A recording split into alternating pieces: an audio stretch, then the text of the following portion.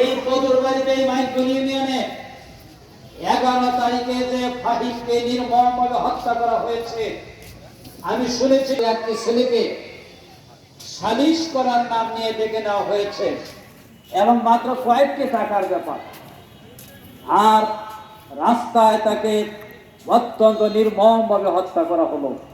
তাকে তার রক্ত লেগে আছে রাস্তা। আজকে আমি এই সমাবেশে আসার আগে বাড়িটা রাস্তার ঠিক ডান পাশে আসার সময় আমি সেখানে ঢুকেছিলাম। সেই শহীদ ফাহিমের আব্বা এখানে আছেন, উনি এখানে আগেই চলে আসছেন। ফাহিমের মা আমার সামনে আসলো তার দাদি, তার মাথায় আঙ্গুল দিয়ে আমাকে দেখালো, আমি দেখেছি সেখানে তার মাথার ভিতরে আঘাত করা হয়েছে এবং তার মাথাও ফেটে গিয়েছে। এই মহিলাটিও মৃত্যুবরণ করতে পারত, আল্লাহ তাকে বাঁচিয়ে দিয়েছে।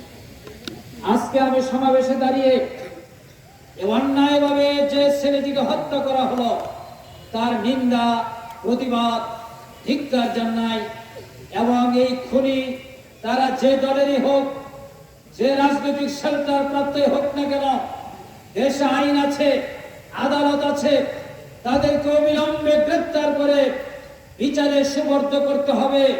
ট্রায়ালের মাধ্যমে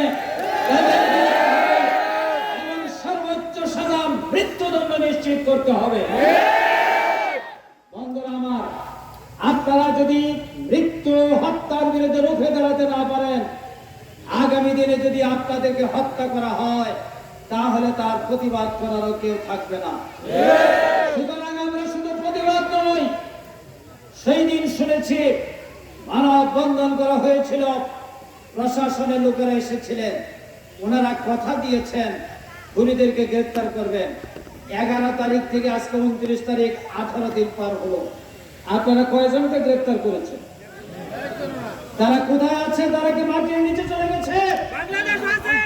তাহলে তারা বাংলাদেশে থাকলে যে পুলিশ তাদেরকে গ্রেফতার করতে পারে না, সেই পুলিশের থাকার কোন দরকার নেই।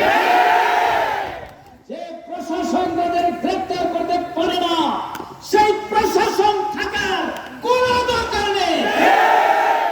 যে আদালত খুনির বিচার করতে পারে না, সেই আদালতের কোন প্রয়োজন নেই।